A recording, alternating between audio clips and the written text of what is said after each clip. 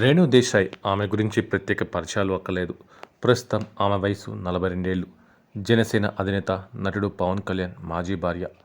పవన్ నుంచి విడిపోయాక రేణు దేశాయ్ ఎన్నో సవాళ్లను, ఒడిదుడుకులను ఎదుర్కొంది.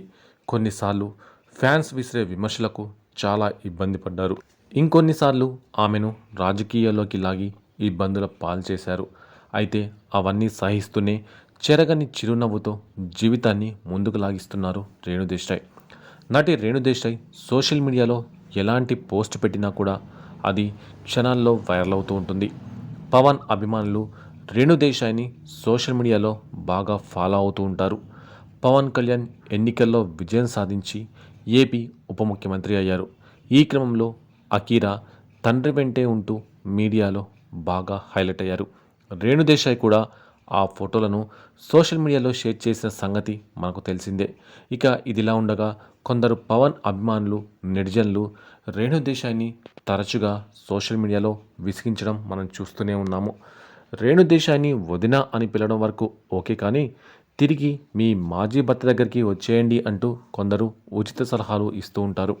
అలాంటి వారి పట్ల రేణు దేశాయ్ కూడా విసిగిపోయింది. ఏదైనా పోస్ట్ పెడితే కామెంట్స్ రూపంలో పవన్ ప్రస్తావన తీసుకువస్తున్నారు. రేణు దేశాయ్ తన విడాకులపై ఇప్పటికే చాలాసార్లు చాలా సందర్భాల్లో మాట్లాడారు. అయినప్పటికీ కొంతమంది పవన్ అభిమానులు, నెటిజన్లు ఆమెను సోషల్ మీడియాలో వేధిస్తూ బాధ పెట్టేలా కామెంట్లు పెడుతున్న సంగతి తెలిసిందే. దీనిపై కూడా రేణు దేశాయ్ వీలైనంత వరకు రెస్పాండ్ అవుతూనే ఉంటుంది. ఇటీవల పవన్ కళ్యాణ్ ఎమ్మెల్యేగా గెలిచి డిప్యూటీ సీఎం అయిన తర్వాత రేణు దేశాయ్ కూడా సోషల్ మీడియాలో ఆయనకు శుభాకాంక్షలు తెలియజేశారు.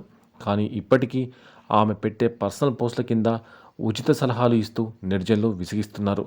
తాజాగా ఓ నెటిజన్ ఏకంగా రేణు దేశాయ్ని మీరు అన్లక్కీ అంటూ కామెంట్ చేశాడు. దీంతో ఆమె ఆ కామెంట్కు రిప్లై ఇస్తూ ఓ పోస్ట్ పెట్టారు. మీరు దురదృష్టవంతురాలు మేడం అంటూ ఓ నెటిజన్ కామెంట్ చేశాడు.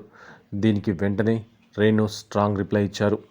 నేను ఎలా అన్లక్కీ అనేది ఒకసారి చెప్తారా? మీ సమాధానం కోసం ఎదురు చూస్తున్నా అంటూ రేణు దేశాయ్ రిప్లై ఇచ్చింది. అంతేకాకుండా ఆ కామెంట్ను స్క్రీన్షాట్ తీసి మరీ పోస్ట్ కూడా పెట్టారు. నా భర్త నన్ను వదిలేసి వేరే పెళ్లి చేసుకున్నంత మాత్రాన నన్ను అన్లక్కీ అంటూ కొంతమంది సంవత్సరాలుగా చేస్తున్న కామెంట్లు విని విని నాకు బాధగా ఉంది. అలానే విసుగొచ్చింది. నా అదృష్టాన్ని కేవలం ఒక వ్యక్తితో ఎందుకు మీరు ముడిపెడుతున్నారు? నాకు జీవితంలో దక్కిన ప్రతి విషయానికి నేను చాలా కృతజ్ఞతల్ని. అలానే లేని దాని గురించి నాకు ఏ బాధ లేదు. విడాకులు తీసుకున్న ఏ మహిళ, పురుషుడు కూడా వాళ్ళ పెళ్లి వర్కౌట్ అవనంత మాత్రాన దురదృష్టవంతులు కాదని తెలుసుకుంటే చాలు అంటూ రేణు దేశాయ్ చాలా క్లారిటీగా చెప్పింది.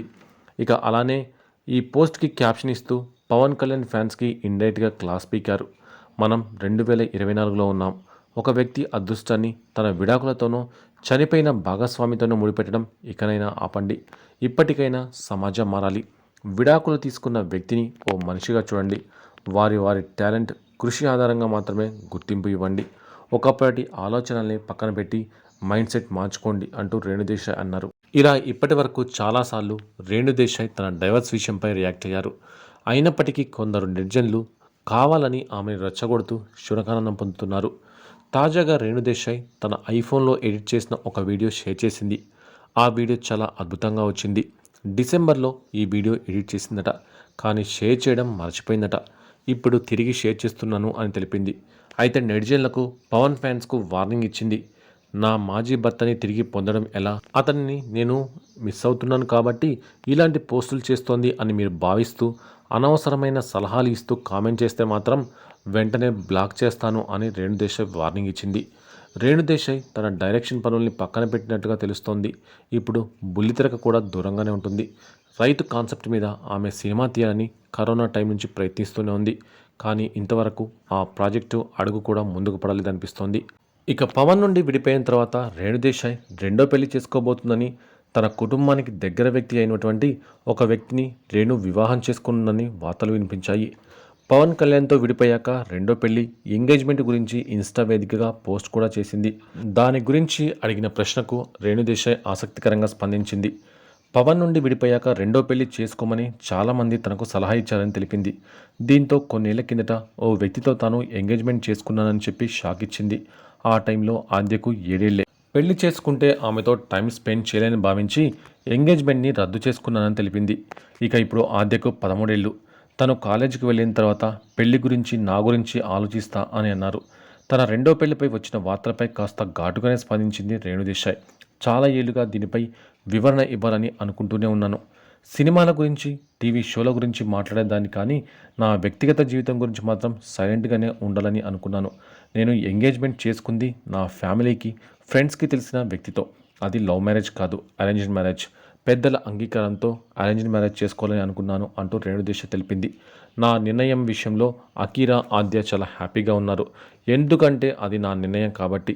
అయితే ఇప్పటికే తండ్రి దూరమైన పిల్లల్ని, నేను కూడా దూరమే మరో వ్యక్తిని పెళ్లి చేసుకోమని వెళ్ళిపోతే వారి పరిస్థితి ఏంటి అని ఆలోచించాను.